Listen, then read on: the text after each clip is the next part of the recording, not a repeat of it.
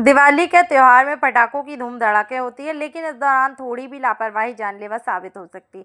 दिवाली में पटाखे सावधानी से चलने चाहिए और कहीं धोखे से जल जाए तो उस पर पानी डालना चाहिए। आयुर्वेदिक विशेषज्ञ डॉक्टर जीवन भगदीकर ने बताया है कि इस दौरान सावधानी के साथ पटाखे जलाएं, कहीं जल जाने पर तुरंत उस पर पानी डालें और सिंथेटिक कपड़े न पहनें।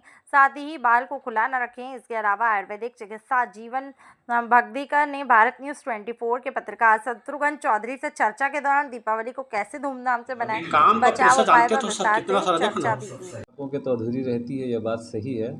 बच्चों में पटाखों को लेकर के विशेष उत्साह होता है। बाज़ार में आजकल रंग बिरंगे पटाखे आते हैं, तो उस मामले में थोड़ी सी सावधानी रखनी है। माता पिता को चाहिए कि पटाखे अच्छे कंपनी के लें ताकि वो हाथ पैर पर ना फटें। दूसरी बात, हमेशा पटाखे जो हैं खुले वातावरण में या खुले मैदान में जलाएं और अपने निर्देशन में जलवाएं। बहुत ज़्यादा धुआं देने वाले पटाखे बच्चों को ना दें या बहुत तेज़ आवाज़ वाले बम ना खरीदें। पटाखों को जलाते समय हमेशा कपड़े जो हैं वो व्यवस्थित पहने। ढीले कपड़े पहन करके आप पटाखे न जलाएं।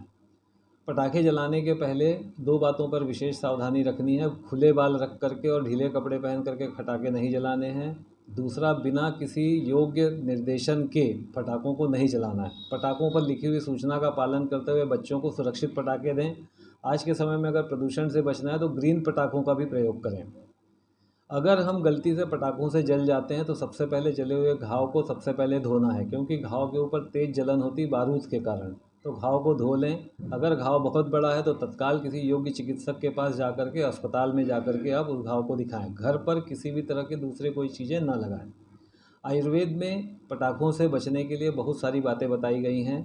अगर हमको बहुत तेज़ जलन हो रही है, छोटा सा जलन है, तो आलू का टुकड़ा काट कर अगर हम उस पर लगा देते हैं तो उससे जलन जल्दी शांत हो जाती है।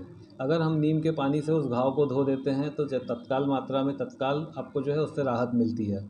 किंतु मैं बार बार एक बात कह रहा हूँ कि अगर पटाखे से जला कितना है इसका निर्धारण चिकित्सक को करने दें और योग्य आयुर्वेदिक चिकित्सक या एलोपैथिक चिकित्सक से संपर्क करें।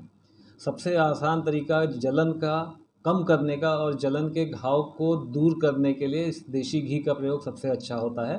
अगर हम देसी घी का प्रयोग करते हैं और घाव को बार बार धोते हैं तो वहाँ की जलन शांत होकर के नई त्वचा का निर्माण भी अच्छी तरीके से होता है। दीपावली उत्साह का पर्व है, आप इसे आनंद से मनाएं, लेकिन सुरक्षित वातावरण में सुरक्षा के साथ मनाएं ताकि पर्यावरण की भी सुरक्षा हो सके।